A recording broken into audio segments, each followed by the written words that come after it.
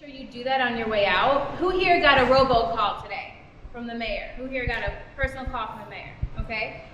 So when you sign in and give us your phone number, we add you to a list so that you get calls when we have things like town hall meetings. And we also send out emails. So that's why we ask you for your information. So if you didn't write that down on your way in, remember to do that on the way back. All right? So we're going to jump right in and get started. I'm going to invite Mayor Jackson-Hicks up here to get us kicked off.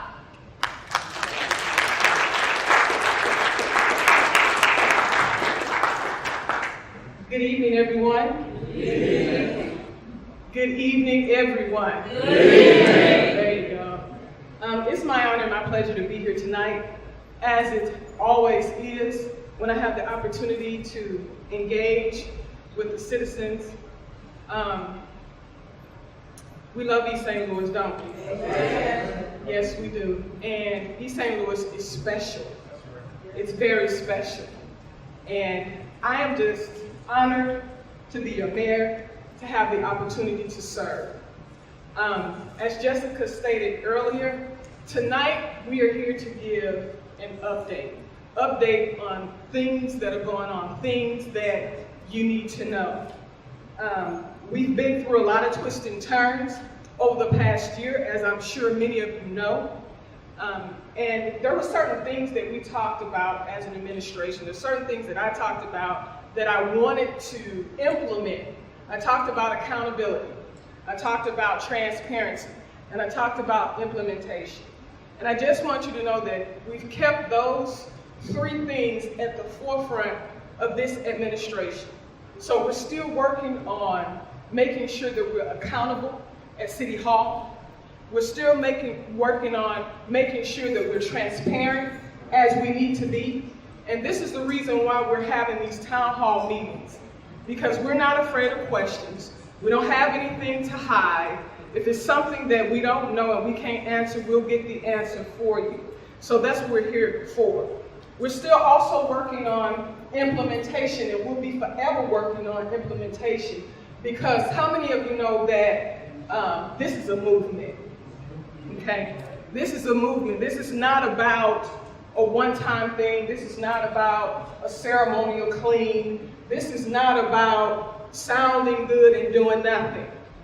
This is a movement, but in order for us to move in the way that we need to move, we have to reconnect with our citizens, okay? And that's one of the reasons why we have the initiative that we're going to talk about a little bit later on called Restoration of Hope. Because we realize that hope does need to be restored, because some of us have lost hope, others have not, but some have, all right? And we know this because a lot of our citizens don't understand that they hold the power. They hold the power, right? And we're also holding these town hall meetings to educate, because education brings about empowerment, okay? So I don't want to talk too much because I'm sure I'll be talking later on and chiming in, but I am just wanting you to know that I'm thankful to be here tonight. I am grateful that you have decided to join us tonight, and my prayer is that you will continue to follow as we have these monthly town hall meetings. We took 2 months off. We took the month of May and June off to restore, because we were on a roll. And we covered some pretty heavy topics before we took that break. So we'll be continuing on every month. We'll have our town hall meetings usually the third Monday of every month, unless something happens. So we want to make sure that we get your information, because we'll be using the robocall to let you know it's up and coming and to remind you. Is that all right? Yes, all right. All right. At this time, I want to introduce to you our city manager, Mr. Courtney Logan.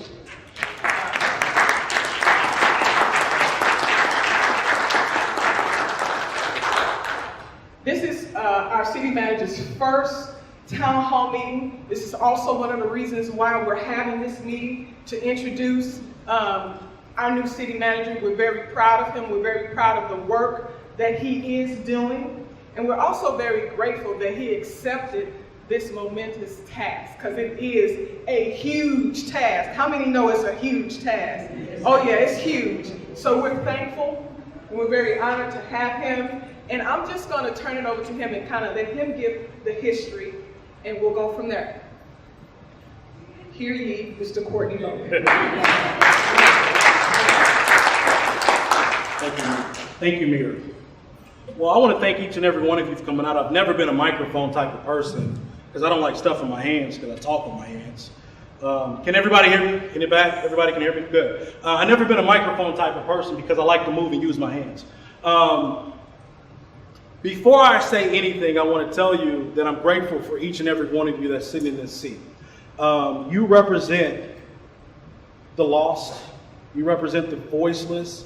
You represent the change. You represent the difference. It is only because you are here, and it's only because you are engaged, that we will ever see change in the city. Can everybody agree with that? Yes, sir. Okay. And it's only until you get more engaged and start bringing people with you, not just to these meetings, but also to the council meetings, down to City Hall. It's only until we get that type of traction that we'll see change in East St. Louis. Everybody agree with me? Okay. So first, let me applaud you for being here, but also let me encourage you.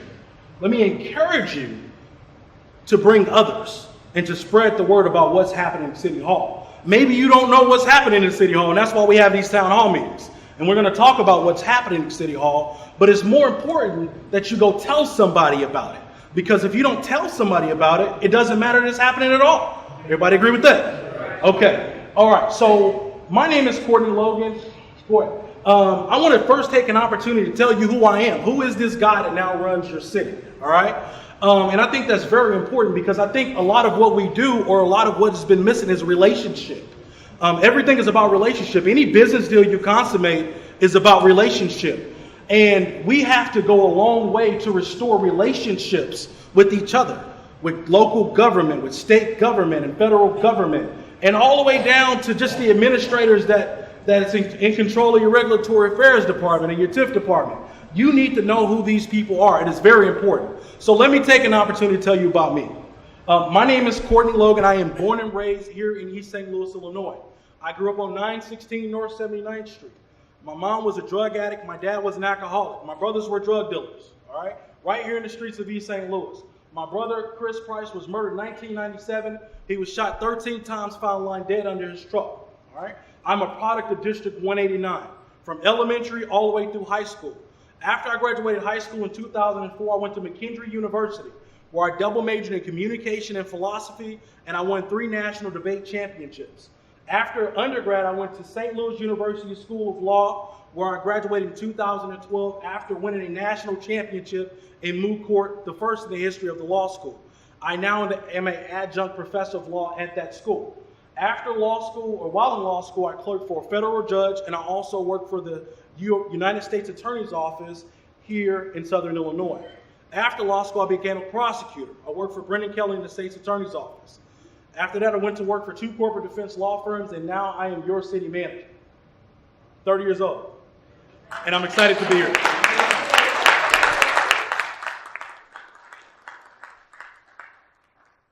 Why do I tell you this? I tell you this because you have to know that I have a vested interest. I have a personal vested interest in the city's success.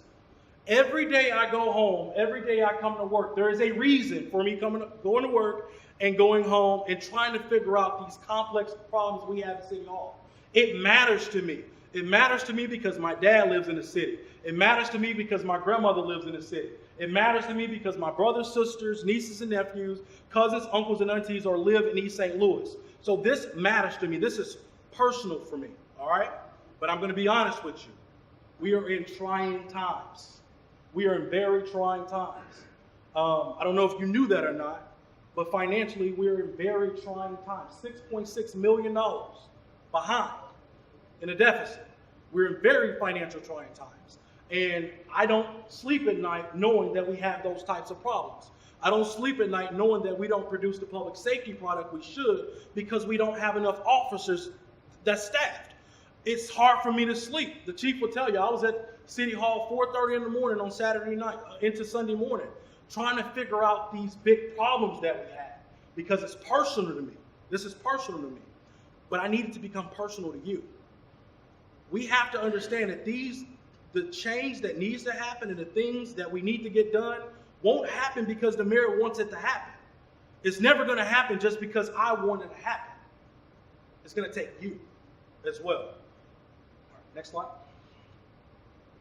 So one of my first active offices is when I got in, I understood that City Hall is, as when I grew up, when I looked at it through college, I saw City Hall as a fortress. It was a dark place where nobody really knew what was happening. At least I did. I had no idea what was happening down at City Hall. So the mayor's vision, because we talked about it before I took the job, was transparency. She wanted to make sure that the citizens first understood what government is, right? And then also understood what's happening in their government. So the first thing I thought to do was create a community council. It was an opportunity for me to get citizens and people from the community that wanted to be involved with city government and give them an opportunity to be engaged in what's happening in their city government. Can I have my community council people stand that's in the room? Give them a hand. Thank you.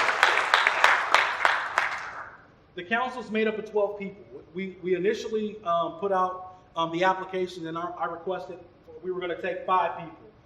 But I think we ended up with like 20-something applications. I was wild. I'm telling you, I was very wild that we had that many applications. So we went back to the drawing board, and we said, well, if this many people wants to be involved, how can we deny them all? I wanted to take them all, but I knew I couldn't do that because it wouldn't be productive if you had too many people. So we decided on 12.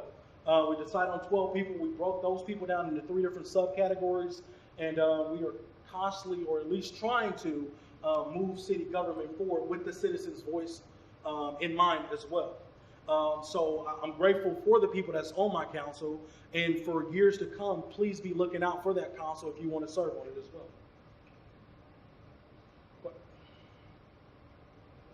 one of the biggest things that I did so far is I'm big on youth. I'll tell you now, I'm really big on youth. I believe that the youth is not only our next generation, but they're our future business leaders, they're our future teachers, future police officers, firefighters, all of that. So I was in my office one day, and the Boy Scouts of America, they were in the building looking for the fire chief. And I think they had talked to Jason, and they had a discussion, and they were on their way out the door. And the security guard at the front desk, she said, they was like, well, we would like to have a discussion with the city manager one day. Well, she was like, well, he's up in his office. He'll talk to you. You know, he's a friendly guy. He's approachable. You know, you can go talk to him. So they came on up, and they was like, hi, you know, we look for the city manager. I was like, I am he. And we started a dialogue. We started conversating. We started discussion of how they started telling me about all the things that they wanted to do in the city they haven't done in a long time, that they wanted to come back and do it again. And I was like, well, how can I help you do the things that you want to do in order to help the city? So we met, and we kind of put it on a fast track, and now we've brought back exploring. So this is good for your youth. Between the ages of 12 to 20, we have fire exploring, we have police exploring, we have law exploring, and we also have medical exploring with Touche Regional Hospital. So if you know any youth between the ages of 12 and 20, send them to my office. We have things for them to do, a program for them to get involved in. We have a video that we're going to show you that kind of explains that. Go ahead, Ryan.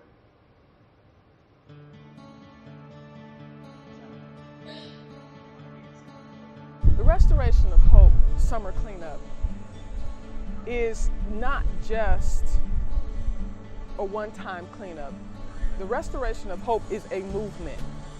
And the name of this initiative speaks to what it is that we're trying to do. All right, so I'll just explain this. I'll explain the program. So basically what the program consists of, the fire department, the police department, my office, and Touche Regional Hospital, we are taking youth, fully paid for already. We've had a sponsor donate $25,000 to the city of East St. Louis just for this program out of his pocket. One check for $25,000, all right? The program basically takes youth and it immerses them in those different areas. I have the law and government section. So what we do is we'll go to the law school, we'll take them to the courthouse, we'll introduce them to judges, we'll get them immersed into those different fields. So if you know some youth that want to be involved, please tell them to come. There's no reason for them to sit at home idle. You go to the next slide.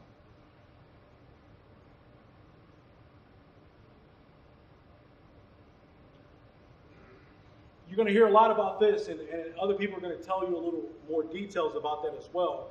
The Restoration of Hope program initiative that the mayor has initiated throughout the city of East St. Louis. We started at 9th and St. Clair, 10th and St. Clair. We started our first project. I think Ms. Gertie's going to give updates on the project, how you can get involved in those types of things. So I'll let her tell you about the details on that. Keep going.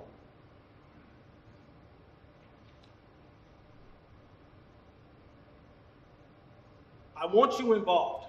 And in order to get you involved, it is my job to make sure I give you access points. Everybody agree? Everybody agrees? It's my job to make sure I give you ways to be involved, right? One of the things that we've done, we have Mr. Vincent here. Raise your hand, Mr. Vincent. Mr. Vincent's over our emergency management. He's our emergency management director. We had an intro emergency disaster overview seminar where we kind of talked about the different seasons, and we kind of talked about an overview of the different disasters that we will be facing. We plan to have these seminars probably on a quarterly basis or something like that when the seasons change. We plan to have these on a quarterly basis. So you'll be able to come out and we'll talk about what do you do in a tornado, or what is the city's plan for a tornado? What is the city's plan for a flood? Where do you go? Who do you call? I believe in insurance. Anybody believe in insurance? I'm an insurance type of person. I used to sell it. I believe in insurance. Insurance is nothing but being prepared for something. All right. We can't, as a people, we can't wait to the last minute to say, "Oh, what do I do now? The tornadoes happen. When are they coming?" These are some of the things that we're doing, so you know where to go, where to come, who to call, which churches are the cooling centers, which churches are going to be this. What is an EOC? What is an emergency command center? What does that look like? Where is it? Who's over it? How is it ran? And we want you to be informed of that. Next slide. We're also having public safety forums. Opportunity for you to come out and voice your concerns about police department, any type of safety issues you're having, whatever. I mean, that's where we come together. We talk about how are we keeping you safe? Because safe is just not the police department. Safe is also these abandoned buildings. Safe is also these highways and these trees and all of that. I mean, safety is a wide array of things. When we say safety, we generally think we're just talking about the police department when it's much more than that, all right? So what if there's a health outbreak? What happens? What do you do? What do you call? Where do you go? So we're having events to target those things as well. You stop that for a second. When I took this office, I got a lot of complaints from citizens. Who's gonna tell these people to cut their grass? Why these businesses ain't following the rules, and why the railroad ain't following the rules? Why they ain't doing this, that, and other? And I was like, well, you know, we need a more robust regulatory affairs department. And I think everybody kind of agrees with that premise. Even when I'm in meetings about economic development, it's always go back to regulatory affairs. How do we enforce our laws? How do we enforce our code? Well, I have some updates on that too. Go ahead. We've hired 2 new code enforcers. Just recently, we actually had our first regulatory meeting, new regulatory affairs department meeting today. We've hired 2 code enforcers. We now have a certified electrical inspector. And the other piece of the puzzle is you can write as many tickets as you want to, but how do you get people, how do you enforce it, right? I mean, if they know that they can just tear the ticket up and send it, what's the ticket? The ticket doesn't mean anything, all right? Me and our city attorney, we've had a meeting with the St. Clair County Circuit Clerk. Now, all of our citations that we issue out of Regulatory Affairs Department will be going to the St. Clair County Courthouse. So, for grass, for abandoned cars, whatever citation we issue, they're going to have to stand in front of an Article 3 judge. They're going to have to sit on a bench as a defendant, wait for the bailiff to call their name. They're going to have to see a prosecutor. They're going to have to explain to the judge why they haven't complied with our laws. All right? So that's how we put teeth behind that's the enforcement mechanism behind our citations. This is effective immediately. All right, next slide.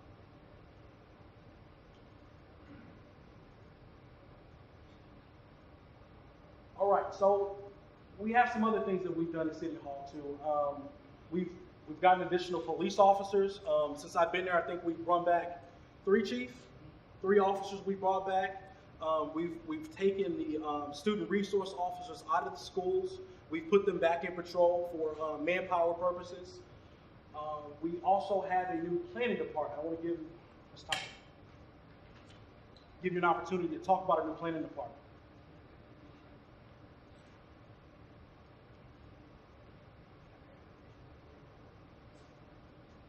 Hello to the mayor, city manager, and all of you citizens out there. It's a pleasure to be here to. Yes, you can. You made that up. No, I am not. It's a pleasure to be here and to let you know that Congress of Racial Equality, that's Mr. Thompson and I, we're members. I'm the president and CEO. We sponsor the planning department for the city of East St. Louis. Contracted with Mr. Thompson. I don't know how that happened since he's a member, but the Thompson Foundation is our chief planner. I just want to say, echo what the city manager said, that we are embedded, we're dedicated, and we're here if you need us. Now, Mr. Thompson, the man who likes to talk, he is. Good evening, everyone. Good evening. My name is Darnell Thompson. I too am a native of East St. Louis, and primarily the planning department's purpose in these town hall meetings is about the city administration's emergency commercial and cultural restoration of our unique neighborhoods that will be addressed in the mayor's town hall meetings. We have 3 objectives.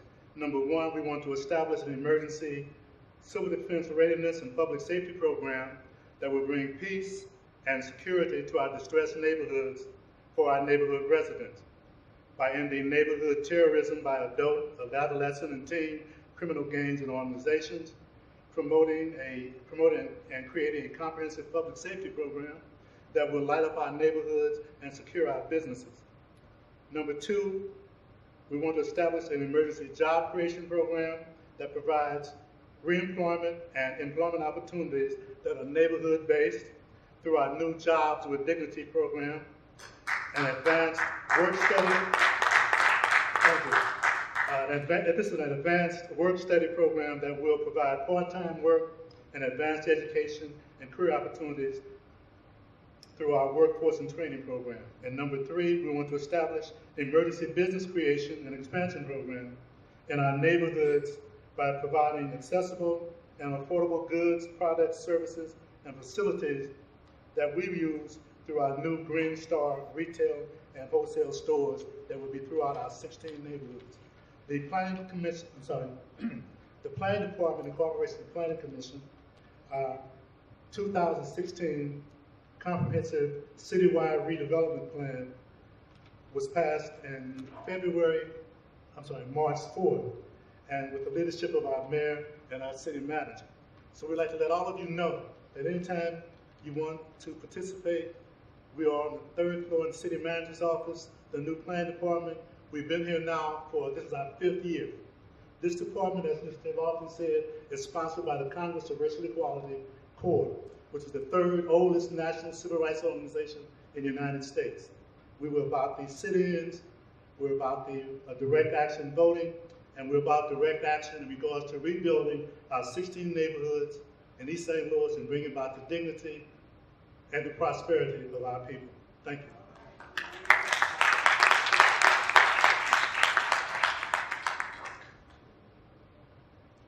Thank you, Mr. Lawson and Mr. Thompson. We're really excited to have them on. They've already started by helping us write some grants. and some different projects in that specific area.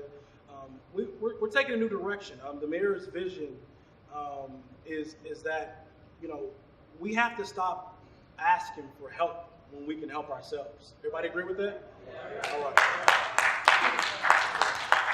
So as far as economic development is concerned, we're taking a proactive stance on economic development.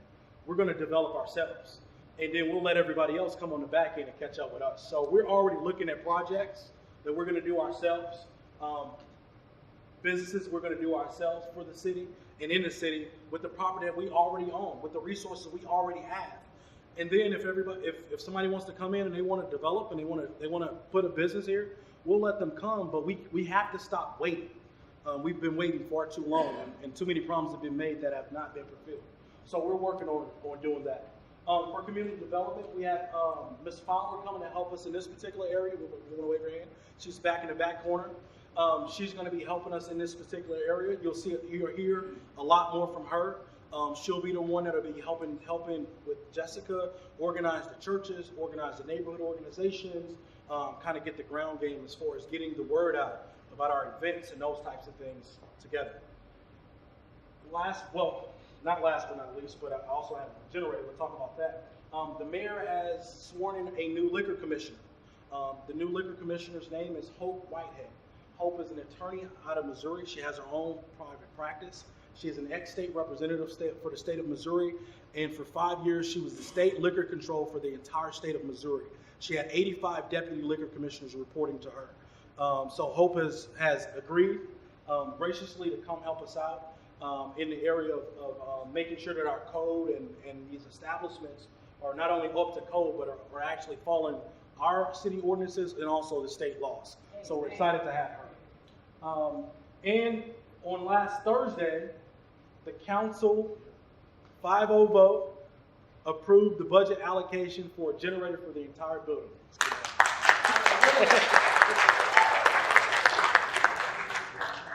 So I'm really excited. It's something I have been working on since I took office in April, was to get a generator for the entire building. We've had 2 power outages, and they affect us greatly at City Hall.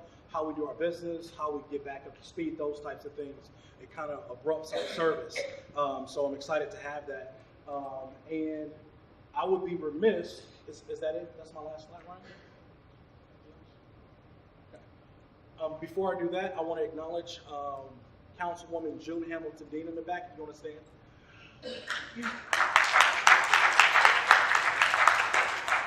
I want to thank her for being here as well. We always appreciate your presence, Councilwoman. So with that, those are the general updates I have as far as what I've done in the first 3 months of office. I'll tell you, it took a lot of time just to figure things out, and I'm still figuring things out as I go along the way.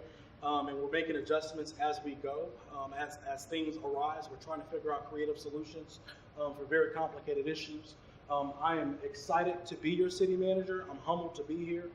I never knew this was something that I would ever do in my little short lifespan or time being here. But I'll tell you, I take the job very seriously.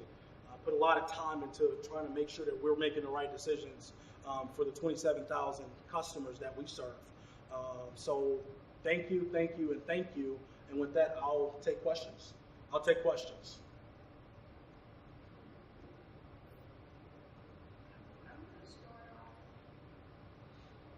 We know Ameren is building a brand new facility. In fact, it's more than one.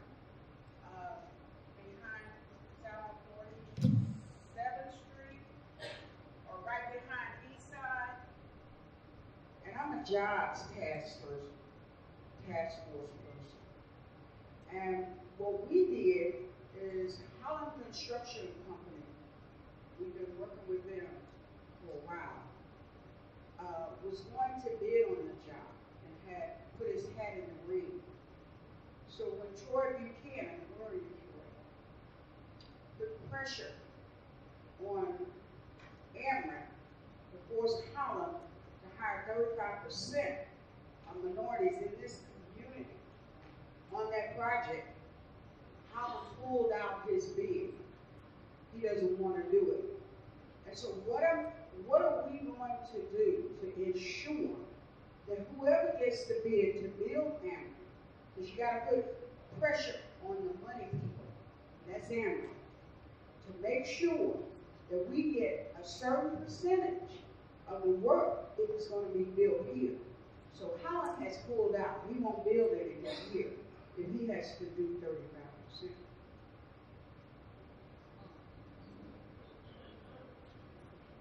Well, I'll say this. I believe in making sure we come first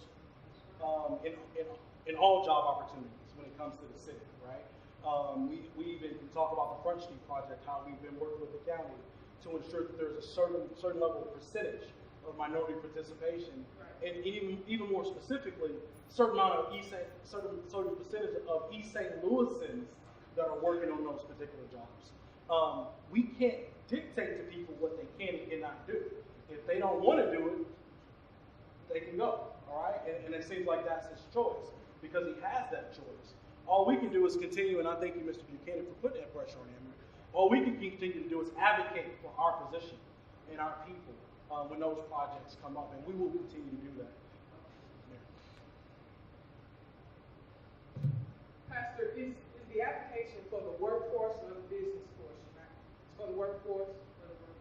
Okay, because there are two ways that we can meet goals. We can meet goals through our workforce, our tradespersons, and we can also meet goals through our businesses. So there are two areas. There's the minority and female business participation portion, but there's also the tradesperson portion.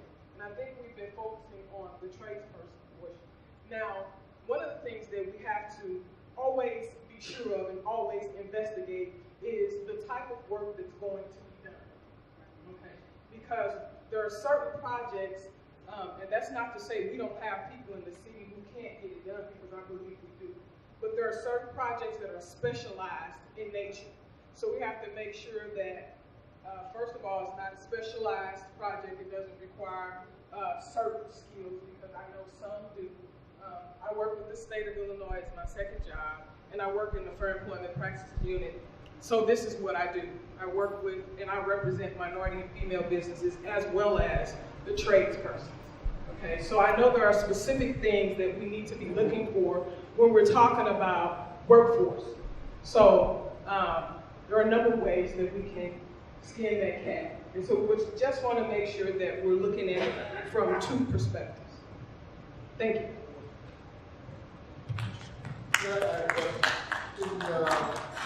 You know, the books of the city, like ordinances or law, and there's a certain percentage that you have to hire minority-wise when someone comes into the city to work or be on contracts. I think at one time it was 15% or 25%, I don't know what it is now. But I think in certain cities, if you go with the percentage of black population, we're 95%, then that should be 95%, but that's another animal altogether. But what is that percentage for the city? That was solid all the time. From both perspectives. On the city's end, it's 30%, but that's only for projects that we have specifically invested our funds in. So we also have to differentiate between that too, because we do have projects that come here that are privately funded, and we cannot control privately funded projects. I want to make that very clear. Now, we can advocate for minority and female participation as well as business participation, but we cannot force. However, on the city's portion, when we have city projects, then we can have the input as far as what the percentage is and how it's going to be met.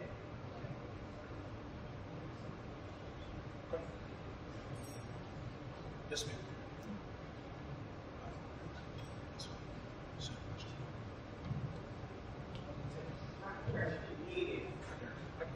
Public Works, their bill was maintained by the state, and the city took care of it.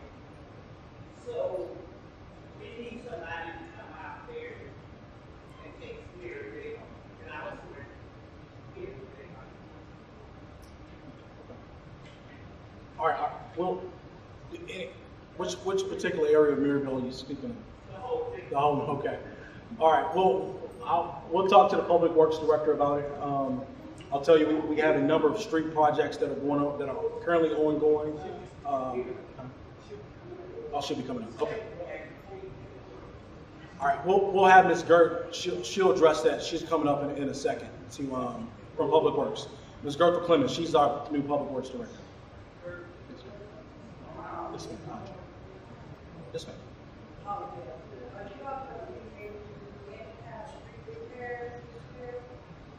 We are. And Okay, well, today, street right there by, some kind of army building, right before you get to State Street, right to Saturday.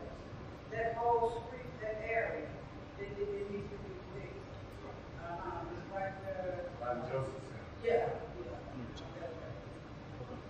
we're looking to.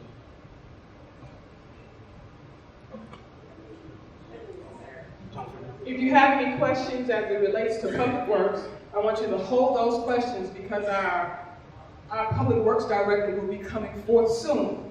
So just hold on to them because she's going to give you the answers that you need. All right? All right. But if you have any other questions outside of Public Works, you can ask those now. Yes, ma'am.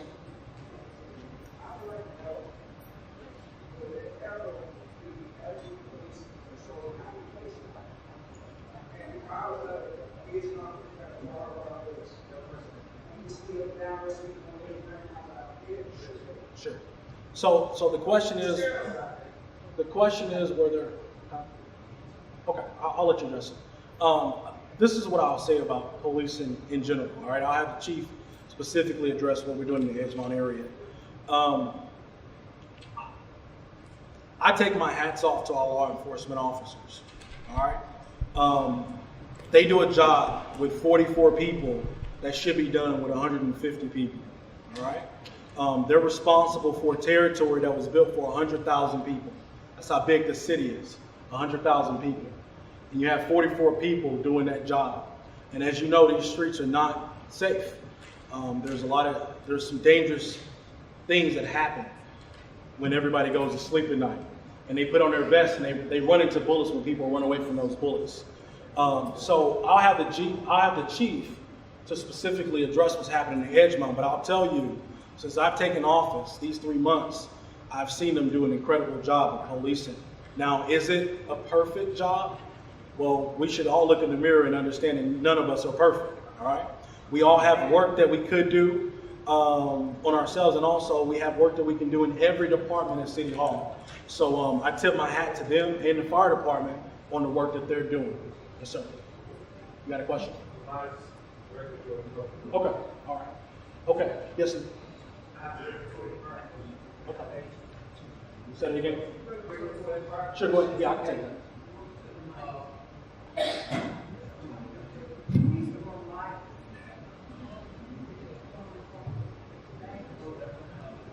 Hello, everybody.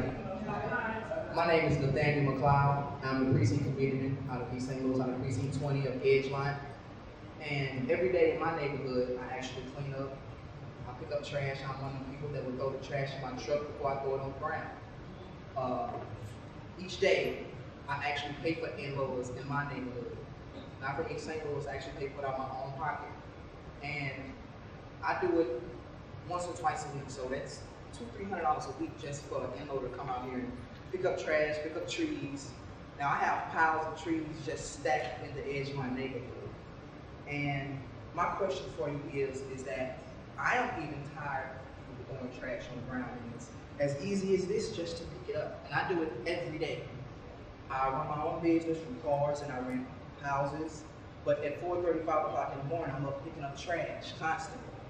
So my question to you is, we just hired 2 code enforcers. How we actually want to get them to enforce the law? Because I am one of the people, if I was a code enforcer, if I saw you throw a piece of trash on the ground, I would fine you for it. And if you're dumping trash, that's even a worse fine because I rehab houses and I go through these houses and it's 200-300 bags of trash in a house. And that's nonsense. And for me to get rid of all that trash, it's probably $15,000 to $2,000 to do that with trash. So as I pick it up and I walk past, the trash is back on the ground.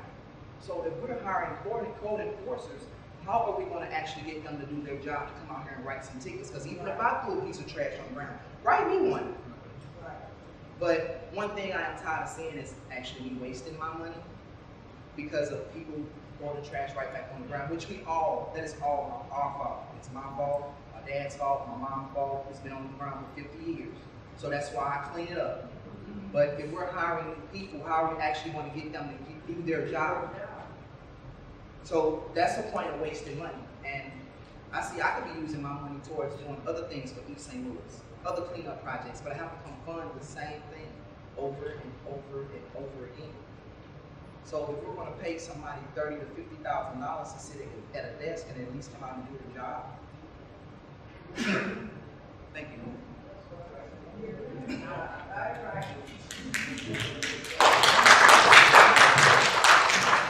Well, let me say this. If everyone picked up their own trash, there wouldn't be a need for a regulatory affairs department. Let's start there. So first, we all have to understand that some of the problems that we all have a personal responsibility in the things that happen in our city.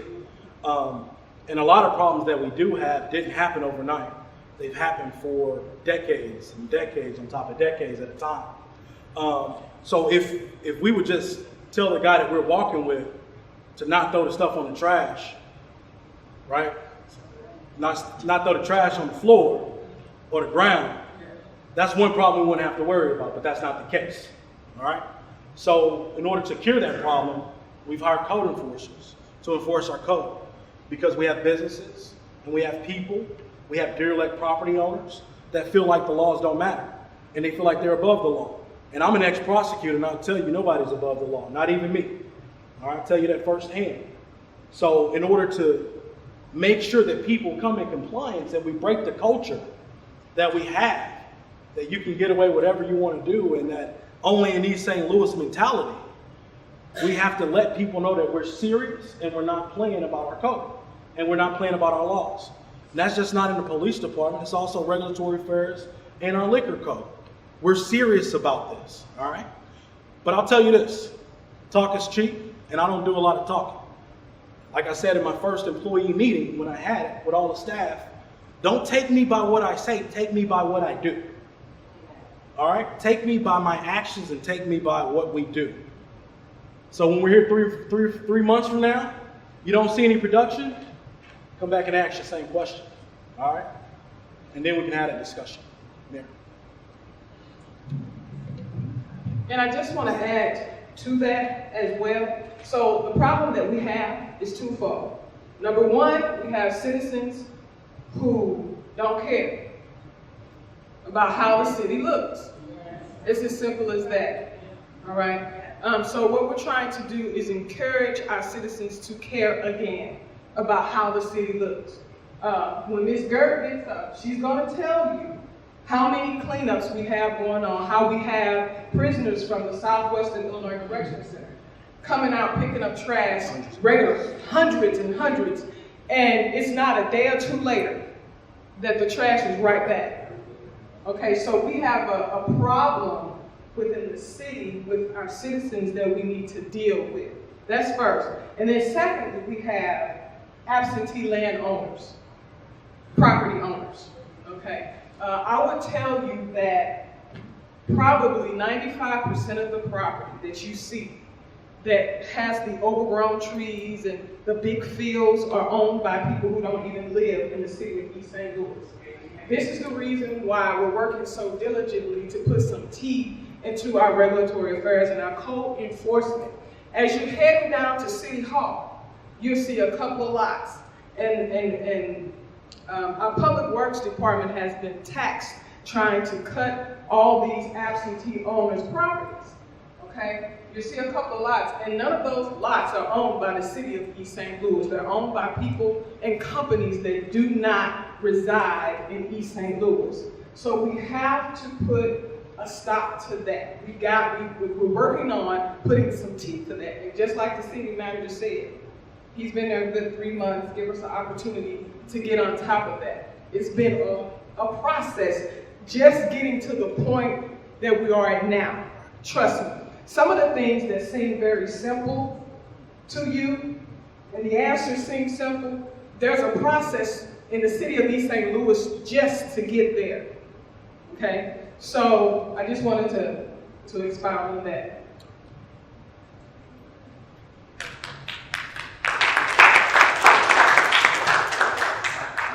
Yes. What?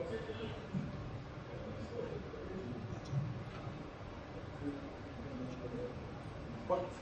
I'd like to, first of all, compliment the city manager on the work that he's done in a short period of time that he's been here.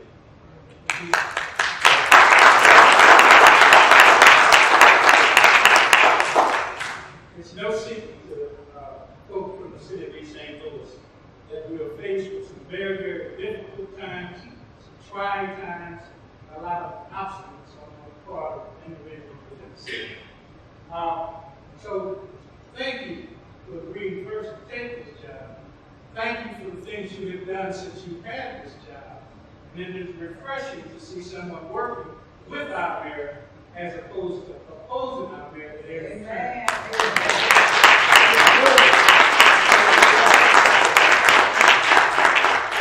Now, having said that, we're not without problems. Some of those problems will continue to exist.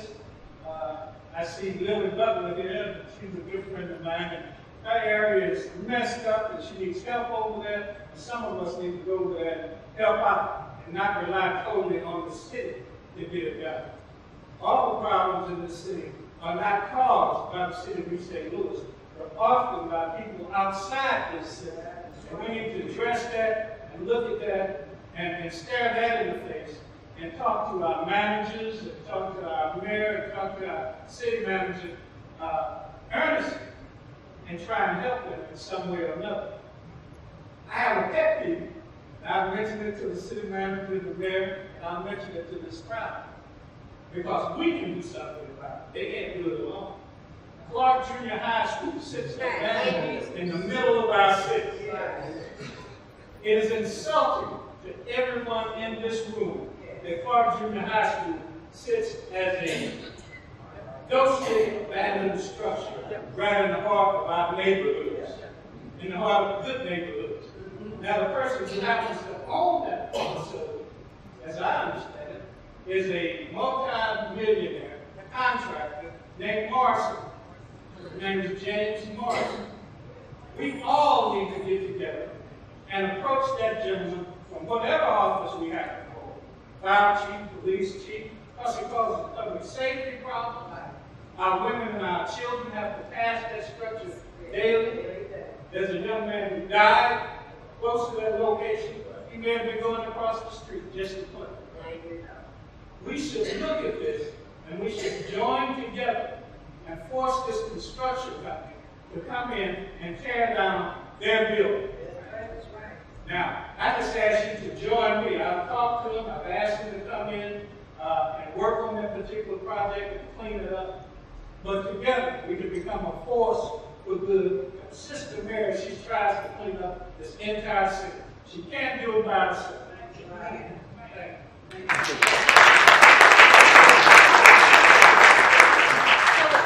with the city manager's permission, I'm going to have us move forward because we're going to dive deeper into some of these things that you probably have questions on, including public works, safety.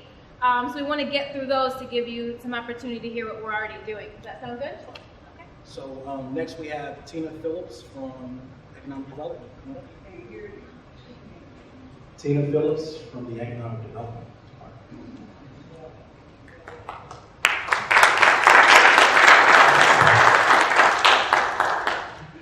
Good evening. This evening, just for a little while, I'm going to briefly tell you about the plans that we've started working on. The mayor, the city manager, myself have put together a team. And instead of relying on someone else to come in and start our development and restore our downtown, we've decided to do it ourselves as a city. We're going to take the properties that we own. We're going to look at those. We're going to assess them to see what's best. What are we missing? What do our citizens need? We'll use those properties. We'll leverage funds that we have Then we'll seek additional funds to create businesses. They won't be large businesses, but most communities are built on small businesses that create 15 to 20 jobs at a time. So as a city, we're going to create some of those businesses. That way we control who works in them, we control where the revenue goes, we control what's in our city. We own at least 3 buildings in our downtown area. We looked at 2, Discount City, which is located at 215, 217, and 221 Collinsville Avenue. We looked at the Union Bank building. The goal was to see which one would be best to jumpstart the downtown redevelopment. Discount City appears to be the best location. Right now, we're looking at a family entertainment center. That's what we feel is missing from the city. You have adult entertainment, but as a city, we don't have anything where families can go, where parents can take their children, and where there's activities after business hours. So the next goal is to see how feasible it's going to be, to do testing on the building, to put a budget together, and then to seek out those funds if it's feasible to go forward. This gives us the opportunity to hire people, create jobs, also to generate a revenue stream. Because if the city owns the business, now you have a revenue stream that can go back into our general fund, which is where we need it most for our public safety. Most big businesses don't want to come because our public safety is not to their standards. Our housing stock is not to their standards. We don't have enough residents for them to support the businesses. With small businesses, we'll look at what's best so that you all will come out and support those businesses. And by having you support those businesses, work in those businesses, and engaging the business owners that we have in construction, those that have expertise in abatement or any other type of handiwork, they can be involved in redeveloping that particular business, which gives them a stake in it.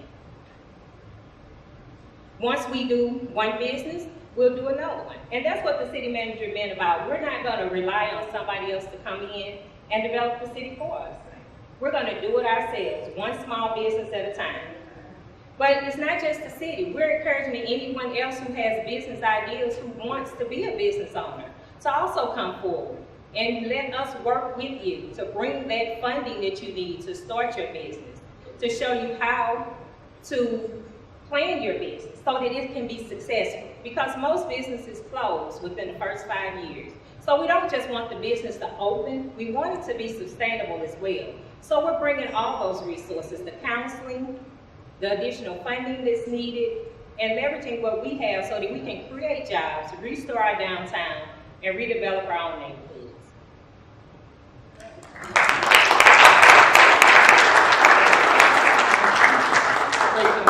I just wanted to add a little bit to that. Anything that we do will come before the citizens first. So we just wanted to let you know that too. So we want community involvement and input on whatever we do. So we're just kind of brainstorming now. We have our planning department and we have our economic development department now feverishly working together to come up with a plan. That's first. And then second, we haven't had the opportunity to get with our current business owners, but for those who are here, we just want you to know that we are also committed to reinvestment. Yes, we're committed to reinvestment because we believe charity starts at home. So there's some things that have not been done. There's some businesses that have not been supported in the way that they need to be. So we're committed to that and we're looking at it holistically. So we wanted to add that in too.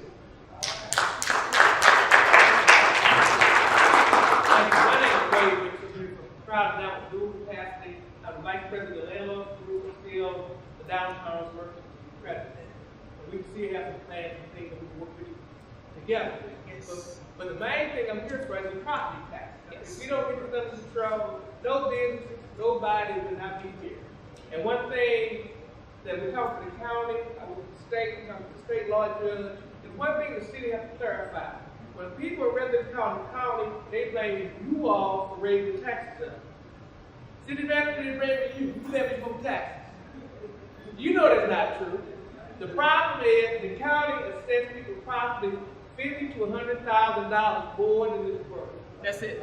The city didn't come by and assess my property. It wasn't the city close, the county. That would make everybody's property taxes jump up 200 to 400%. Yes. And you are, the city has to come up with a statement and say that you are the levy the taxes. It's assessor. So when everybody calls the city, they return the calls, call the county, they blame you and you. I want to address that. I'm so glad you brought that up, because we also asked the county to be here tonight. And we called several times. They also had the opportunity to come with the assessor as well as the board. They opted out and did not come. But the issue is just what Mr. Wicks has said.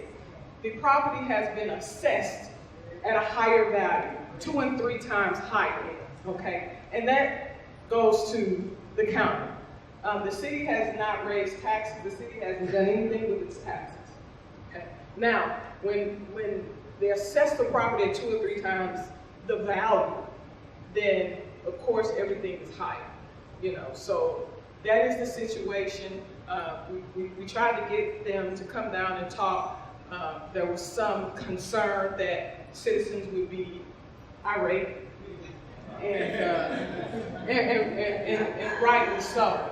So here we are, you know, to explain to you that yes, the properties have been assessed at 2 or 3 times the value. On that, all interpretation we have a meeting here, the legislature, the landlord, the business association, the short about protest your taxes is very simple, but you have to do your own homework. If they send you a card in the mail like this, you have 30 days to send it back to protest. If you do not send that card back in 30 days, whatever they say they bring the property up to is going to be. And this is the way when you go to your hearing, you get 2 or 3 analysis by a real estate company and a software appraiser. So when you go to them, you have something with the property worth. You have to bring stuff in the fight. So most people at home sell it for $30,000 to $50,000.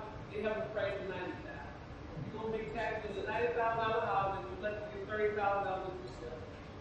So in August 13th, we'll be back here to start between 10 and 12 to show you how to process your residential taxes and commercial taxes. Okay, and that's going to be very, very important, because, you know, we need to protest those taxes. The county assessor is Jennifer Gumbrick-Minton. So if you want to talk to her directly, she says that she's open for talking to citizens and, you know, working it out. So her name is Jennifer Gumbrick-Minton. She is the county assessor. All right. That card that he just showed, he was my tax exempt, which was supposed to be equal on my property. Even with them taking that off, my property went over $1,000. Even with me disability, the tax exempt, and it's ridiculous. That card, when I went up there and I talked to them about it, they said when they first sent that card out, which was months ago, it's too late to protest. That's what I was told. It may be for this season, but it won't be for the next, if you can't catch it. So we want to get ahead of it now and be proactive in getting those taxes reduced. Yes, I just wanted to address one of the issues that we're having in our community that maybe some of you were not aware of. And that issue is that after a certain time, like when the liquor stores close, everything shuts down in our city. Like if we have a sick child or something like that, we cannot get medicine or anything from any one of the local stores because everything shuts down with the liquor. You know, so that's one of the issues that we have to address as a community. Because I've been around the city at a certain time in the liquor store, I couldn't even get gas. You know, so that's one of the issues that I would love for our city to address. And I would love to be a part to help if needed. Okay, so are you saying that because they're closing earlier, people don't have access to Anything. medicine and things of that nature? Right.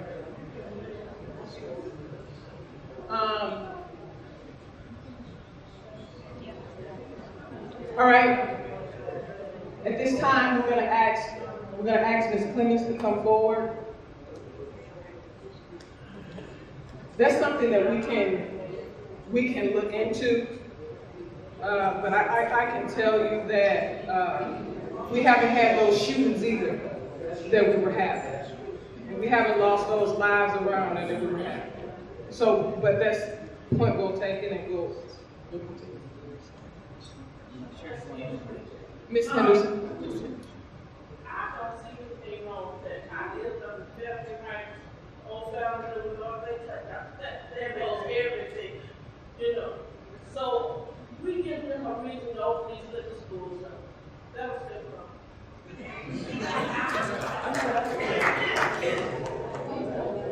Good evening, everyone. I serve as the Public Works Director for the City of East St. Louis. I've been in that spot for about 4 months now, I believe. And it is a large task, and I truly am thankful to God that I'm allowed to serve. But what I want to talk to you about first before I get into public work is the Mayor Initiative, Restoration of Hope. And when she came on board, she wanted to put in certain projects, beautification projects for the City of East St. Louis. And one of the projects that we're working on now is 9th Street. Right there, welcome to East St. Louis. That was the first project we decided to pick and make it beautiful. We're not completed, but we are truly working on getting that project to make it really, really pretty. Some of the things that we're still working on is the electrical. And the reason why we're doing the electrical, we had somebody come by and vandalize the board where the lights will not shine on the board at night. So we're getting that restored. Ameren donated, they did donate a pole. We have to pay an electrician to run the electrical. They were working on that today. So that is going in place. The sidewalks, we get ready to put sidewalks in right there to make it really, really pretty. If you notice when you go by there now, it looks so much better. We cleared a lot of the debris, a lot of the trees. I mean, we cut down so many trees and just made it where you can really see through there. That's a project we want to be proud of. Beautification was set up for all of the individuals to get involved, your organizations to get involved, your businesses, and your religious organization to get involved, to make our town a success story. That's where we started at the Welcome to East St. Louis sign. Let me just tell you about, when we got started, everything, you think you have everything planned out really well. Let me just give you a testimony. Most people here go to church. A testimony. One day, we started out early in the morning, and about 7:30 setting up. And I said, Lord, how are we going to do this today? How are we going to feed our volunteers today? How are we going to do it? I'm just praying and talking to him. This is right at 8 o'clock, right about 8 o'clock. Here come a truck pull up. This truck said, hi, Miss Gerb. I said, hi. And then he said, can I help you today? You got food today? I said, no. And the Lord provided just like that. If we step out, Charlie Powell came in and stepped in and said, I will feed your volunteers today. I'm just saying everything may not be going on exactly the way we planned it, but we stepped out on faith to get it done. We stepping out on faith no matter what the naysayers say, but we're going to move forward. We are committed to restoration of hope. We are so committed to restoration of hope. And I praise God that I'm a part of that process. So we have some few things to do, but the next step we are headed down, we're going to stay on St. Clair Avenue till we get to 8th Street. And then we're going to go to, from Collinsville Avenue, from St. Clair Avenue, from Collinsville to all the way down to Broadway. We're going to work on Collinsville Avenue. That's our next project. Starting tomorrow. Starting want to come out and help us, be a part of it, we are there tomorrow morning, starting. It starts at 9 o'clock. Most people, I'll be there early. But one of the other things on Collinsville Avenue we did, you know, we're trying to help ourselves. There was a grant. We had a short time to apply for it. Got it from Representative Jackson's office. They sent me an email. I said, okay, Lord, what can I do? What can I do? It's a beautification grant.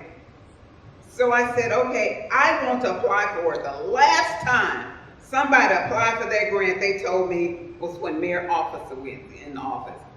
That grant was $1 million. We applied for $1 million grant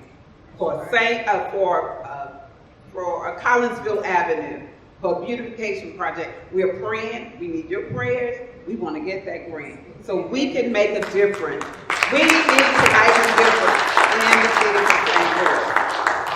And we have many donors for the project, and we are grateful to those. I know the mayor will probably be sending out thank you letters on that. And the next thing I want to talk, let's just get a little bit about public works. Truly, public works has a lot of work to do, and our citizen has a lot of work to do. We're asking you to help us. We're asking you to help us because it has been neglected. Just last week at the council approved 12 streets for us to go ahead and award for the city of East St. Louis. If you're living on 53rd Street from State to Ohio, it's getting ready to get done. 52nd Street, State to Summit, Ms. Butler's happy. If you're living on Belmont 53rd to 55th, 29th Street, Caseyville to Douglas, McCaslin Avenue, 14th to 18th, 12th Street, Tudor to Vega, 13th Street, Tudor to Russell, Lawrence, 19th Street to 20th, and 26th Street, Market to Tudor, and 25th Street, Market to Bond. And I need the mayor to sign off on this document before she leaves tonight, so I can give it to Department of Transportation because it's a motor fuel tax project. And I'm thankful to God for these streets. There's so many other streets. Miss Lamy, I've been out there on Maribel. It needs help, needs serious help. I walk through there, it really does. And we're coming there. We only have about 8 people, but we're working. We're working to do the best job that we can do. Question.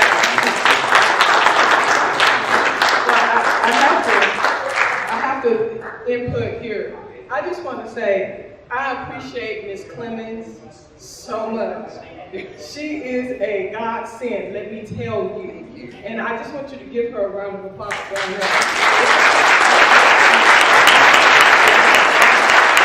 Let me tell you why. She doesn't say that she's going to do something and doesn't do it. If Ms. Clemens says she's going to do it, she gets it done. Do you hear me? And not only that, she's very knowledgeable and professional about her job.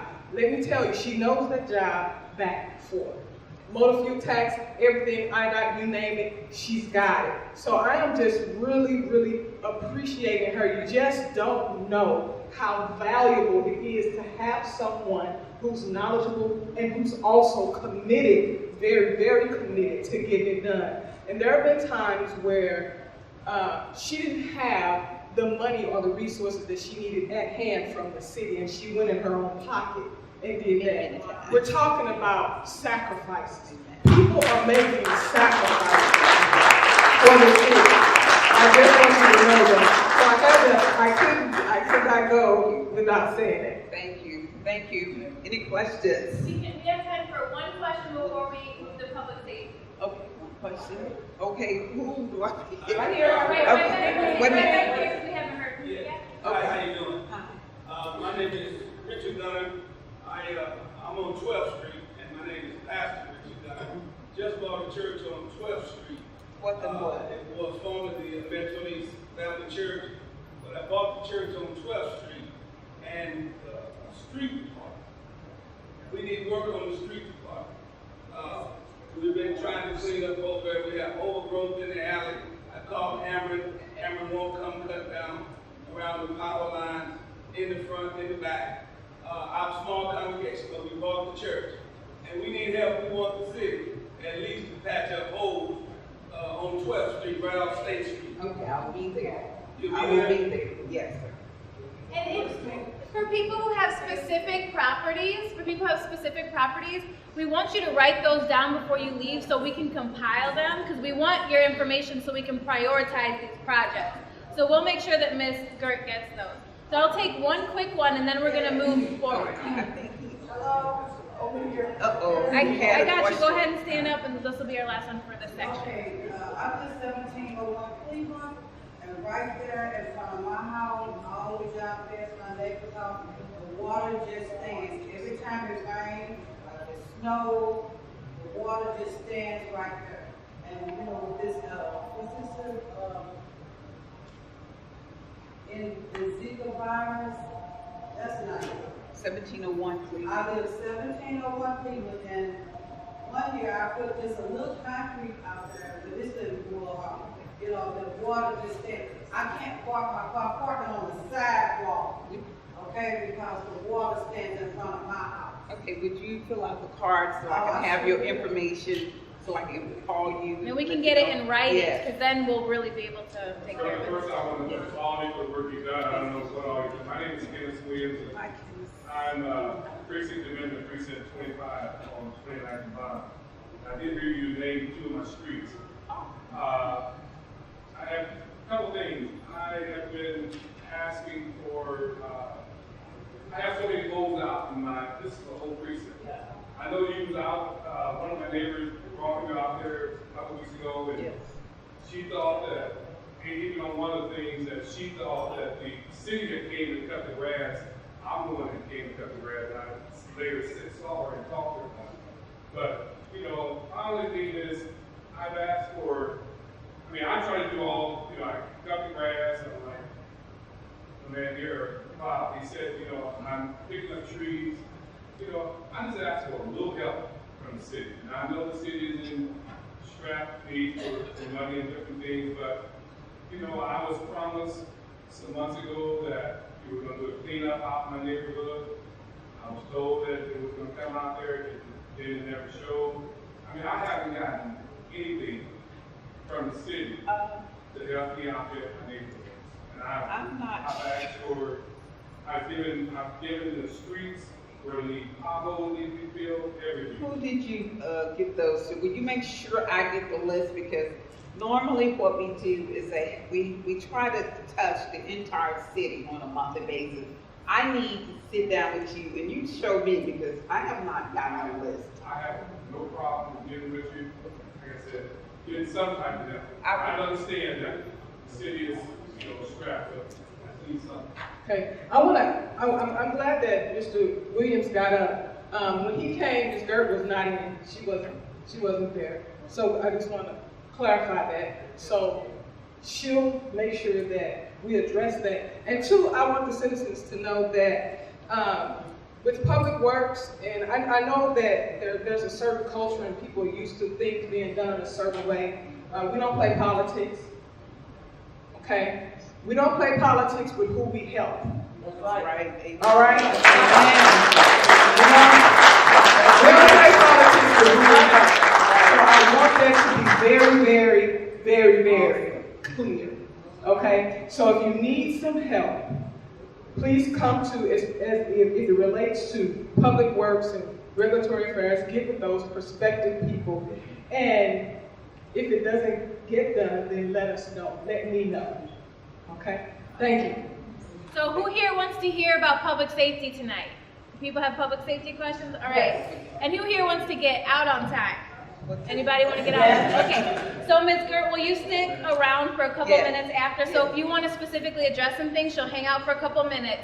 But again, write your property, write the address down and the problem on the note cards outside, because when we have it written down, then we'll be able to contact you and address it better, okay? So now I want to invite up Chief Hubbard to give us an update on safety. Let's give him a round of applause.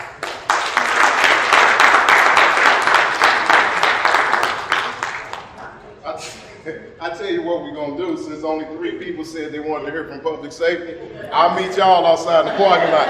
Y'all have a good night. I'll see y'all later. So we ain't gotta be here all night. But no, you know, I thank you all too for allowing me to serve you. Ms. Gert, I think she started a domino effect. Restoration of Hope. Thank you, Mayor, for Restoration of Hope. That morning that we started to clean up on 9th Street by the sign, I left the house, put my clothes on. The city manager said, "Hey, Chief, get some gloves." I said, "Hey," I'm just here for security. You know, I'm just chilling. But I got out there, I started picking up some grass and putting it in the trash bag. Then the mayor came over with a rake and got to doing some more work. And me and Miss Keller, we ended up, you know where the sign is? We ended up planting flowers where the sign was. That was our project. We started cleaning up, and I started feeling good about it. Except for Ms. Gert, she fussed at me because the hostels we planted, I guess we didn't plant them deep enough and they didn't live, so she fussed at me about that. You know, the reason I said that was, as a matter of fact, tell the person sitting next to you, I need you. Just tell them I need you. I need you. I need you. We need each other. We need each other. And the reason I said that, and it all ties into public safety, and I'm not going to be long, but after we did that, you know what I did? I felt proud. Because at first I thought I was just going to come out there just to ride around and make everybody safe. I didn't know I was going to work. But after I worked, you know what else I did? Because I left my house not too many blocks away from there. I had my kids in the car and took them over there that evening and showed my kids. I said, look what we did. And you know what my kids told me? They said, Daddy, I want to help next time. That area, you all know how it looked bad, but look at it now. And I still go by and I drive every day. I want to look at the side and see how it still is growing in the middle. I want to look at the trees and see how nice it is. Because what that did was, even though I lived in the city all my life, me planting a seed in my community, it gave me hope. I didn't know that was playing. I'm glad you pointed to it. I'm sorry. This the first day. And we all know how it started. I don't know who that guy's walking up the pussy.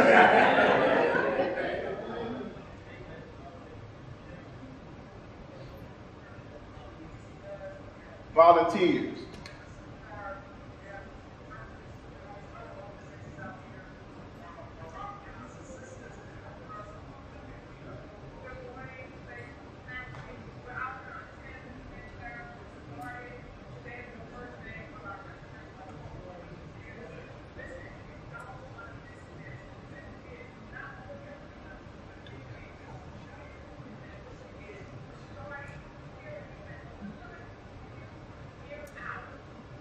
I wish we had an after shot so you all, hey Miss Love, I wish we had an after shot so you all can see it after, but get a chance, just drive by, it's beautiful.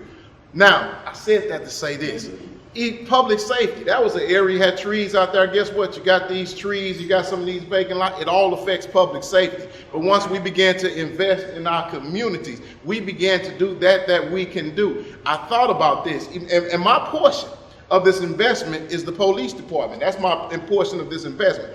And I thought about it. Somebody asked me one time, they say, you know, Chief, how do you feel about being the chief of police? You know, and I looked at them and I just had a blank look and I thought about it. I said, you know, do you take pleasure in having a vineyard? And in that vineyard, you got some beautiful grapevines and you making some of the finest wine and your vineyard's being productive. But what happens when that vineyard burns down and you have nothing? Then guess what? Do you walk away or do you plant new seeds? And you sit back and you plant the seeds and you cultivate the land and you fertilize it and you watch it grow. And when I said that, they looked and I said, that's why I'm excited. Because I almost have the opportunity to take what people say is nothing, which I don't believe is nothing, and make it something. So I take pleasure, and that's what the police department is. You know, we talk about our police department, but guess what? We got a chance to build our police department. So I take the good with the bad. Now, and I'm gonna tell you why I'll go into telling you why I told you the person next to you need them, and it's gonna be real brief. But just a quick update on some of the things we're doing. And I didn't forget about Edgemount. I heard you. The multi-jurisdictional task force, some of you heard about it, we call it SLICE. The street level enforcement and criminal, street level intelligence and criminal enforcement. We started off with our department, and it's myself and Chief Thompson from Washington Park. we said, you know what? We got a lot of crime in our cities. We really not getting help like we need. So what we gonna do? Guess what we did? We needed each other, and we partnered together. So we took my officers, we took Washington Park officers, we took our auxiliary in Washington Park. We did say, hey man, we go out once or twice a week. We'll start going out hitting the street corners, and guess what? We became productive. As a matter of fact, June 28th, we went out and we literally wasn't on the street but 15 minutes. And in that, well, actually, I'll give you in that hour's time, we had 14 arrests, we got 1 handgun, we got marijuana, we got cocaine and heroin off the street, and we worked for 2 hours. Just working together. That was the 28th. Now, we're going throughout our city, we're going throughout Washington Park. Guess what else happened? We said, well, hey, we can't forget about Brooklyn. We can't forget about Centerville. We can't forget about Arlington. Ms. Girl, I tell you about prayer. I found out in 2012, we had already signed an agreement between each city where the departments can work together. We did that ourselves without help from anybody else. So sat down and met with the chiefs, and they said, hey, I want to be a part of it too. Chief, can y'all come to my city? Can I give you one of my guys to help out? So guess what? We've joined together with those departments. So not only are we going out in East St. Louis and White Park, we're going out in the other communities. And I shared this with you. We won't be able to get everywhere at one time. And I'll share this with you. We'll never have a utopia. We're going to always have crime. But I do need you to hold us accountable. If there's something that's going in your neighborhood, let us know. As you came in the door and there were some cards back there that were from Crime Stoppers, and there were some keychains, make sure you grab one. If you don't feel comfortable calling the East St. Louis Police Department with a tip for whatever reason, call that number, Crime Stoppers. It's totally anonymous. You can get on the phone, you can get online, go online, and also, if it's a violent crime, they give rewards. But they are a valuable tool and a valuable resource, because that's why I say we need your help. I tell you, I've had some of you have called me, and some of you, I'm behind some people in this room who I've not been able to help all the way. Some of you in this room have called me, and I've been able to help. We're trying to get to you. We will get to you, but we just need your help, and we're just trying to reinvent it. Now, that's one thing we did collectively. The next thing, we got help from St. Clair County and the 911 Center. When our unit does go out, I'm sure some of you may have seen, some of you might not have seen, it's a big RV, it's red, the mobile command post. They've given us access to the mobile command post. So what that does is when we're out running calls, when we're hitting the corners, then they actually dispatch for us, so we won't clog our dispatch. They'll park somewhere, and we're able to get real-time information on the suspect. And what does that do? It helps our officers' safety. You can run some information, it'll come back within seconds. And I thank them for that, because they see what we're trying to do, and they're just trying to help us with some resources to get the job done. I met with the sheriff, St. Clair County Sheriff, sat in his office. We talked, let him know what we were doing. We haven't made the call yet, but the sheriff, he said, Chief, I have a drug task force. I know what you guys are doing. Guess what? We can help out too. If you have an area that you can't get to, call me, I'll send my guys out. If you can't get me, then you get this person here. And he's promised that also will be, as we build up our staff, and we're also going to put one of our officers in the St. Clair County Drug Task Force. So that's one thing that we're doing. The U.S. Marshal Service. The U.S. Marshal Service is still out. They're still working. You all don't see when they're out. They're normally out early in the morning. But also, that's another group. I met with the marshal once again. I think I shared this before. He said, share the same thing. If you have an area, Chief, you can't get to, call me. And they did. We had an issue with Parsons Place. The U.S. Marshals went out and knocked on the doors. Just did knock and talk so the residents can see them. The same thing that we're working on doing in Sinai Village. We had an issue out in Sinai Village. We're moving out there. So we're trying to get around the city. We also have Illinois State Police. It's called the MEPAC unit. That's a more covert unit. They're out working. They actually took the last 3 weeks off for training, but they'll be back out. And normally, I believe you had the question about Edgemount. They've been focusing on Edgemount for us, because we've been in other parts of the city, so you won't see them. Time just told me, so I'll give you about 2 more minutes. So you won't see them. I'll just skip to community involvement and just let you know we've been out there working. But community involvement, I have with me Rashida Muhammad. She's a volunteer. Y'all give a hand for her. She's a volunteer. the director of the East St. Louis Ministry of Arts and Culture, and she works for Response Target Marketing. What she's doing with the police department, because guess what? We realize that we can't lock everybody up. We got to get involved in our community. So what we're working on is bicycles for children. What we're trying to do is find a facility. We're trying to get 100 bicycles donated. We're talking to people who have bike shops to show the children how to repair the bikes, how to put the bicycles together, because what we want to work on doing is doing an annual bike ride with the children and the police department. So it's just in the infancy stages, so if you have any ideas, we're more than welcome. Also, she has some booklets outside that she'll share with you when you leave, because it's a company she works for. Hold the booklet up. They have a booklet, Brother Muhammad has one, and it's just, they're trying to get one for every household in East St. Louis, free of charge, and it's for Response Target Marketing. So that's one thing that we're working on. We're working with Greenville College. They're having a community forum at Lindenwood University where they're bringing community leaders, law enforcement leaders together to address some of the issues that we've been hearing about in the news. And I'll just share one last snippet. The chaplaincy program. I've been talking with the chaplains, and what we want to do is, we realize there's a church on every corner. And so if there's a church on every corner, within that area there's some crime. Guess what? The police department can't get everywhere, but if we can get with the pastors and the churches can get, and I tell you what, if the churches just get on the corner and come out and pray once a week, you don't know how big of a difference that would make. If they would get out and hand out a bottle of water with a sign that just says, so, those are the things that we're working on. And you know they tell us we preach, so we talk long. So Jesse told me I got to be quiet. But I'll share with you all when we're done. And if you have any questions, I'll share when we're done.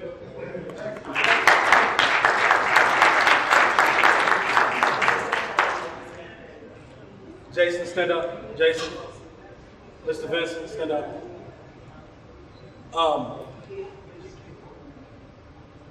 I'll tell you, these three people are like wrecking balls. They do a lot on your behalf that you don't know about. When it's storming and things are, the electric and power is going out, Mr. Vincent is running around assessing property. He's making sure we got bottled water, making sure that we're managing the emergencies. Jason was out last week when the power went out, making sure we got our dispatch working right, dispatching fire departments, you know, the fire trucks every which way, and the chief as well. I'll tell you about this.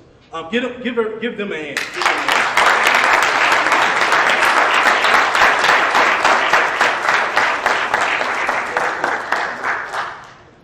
I got to the office, I think, around midnight the other night. It was Friday night. I got to the office around midnight. I'm always checking about public safety. I'm always calling the desk sergeant. I'm always checking in. How many cops we got on the street? How many people we got on the street? And I got there Friday night, and I wasn't happy how many people I had on the street. So guess who I called at 1 o'clock in the morning? I called the chief. I said, Chief, where's the men? What are we doing? He said, we got it covered. I said, okay. He said, you know what? I'm on my way. I'm putting my vest on, and I'm on my way. In no world, in O'Fallon, Fairview Heights, anywhere you go, no chief is putting their vest on to go patrol the streets. So I want to let you know what type of chief we have.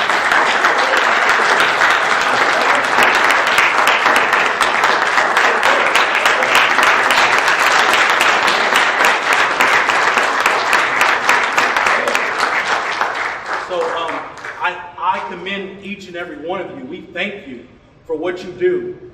Run into fires when people run away from them, run into bullets when people run away from them, run into disasters.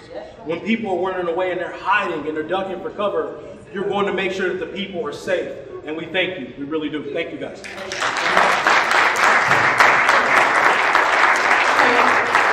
We're about to round everything up, but I actually want to get my thanks in. I appreciate Mr. Vincent, our Emergency Services Director, and also Fire Chief Jason Blackman. They've been working overtime. They've been working really hard. I just want you guys to know that you are appreciated. Thank you so much for cooperating and working along with the city manager. Thank you so much. I also would be remiss if I didn't acknowledge Ms. Barbara Henderson, Director of the East St. Louis Chambers of Commerce. And I just want you to say, we went a little longer than what we normally do, but it's been good. We'll be having these town hall meetings monthly again, and maybe the next session we'll have a breakout session. We'll have an opportunity where we can address some of these issues in more detail. But we want you to continue to please be involved, not just in the town hall. We welcome you to City Hall. We welcome you to City Hall. Okay?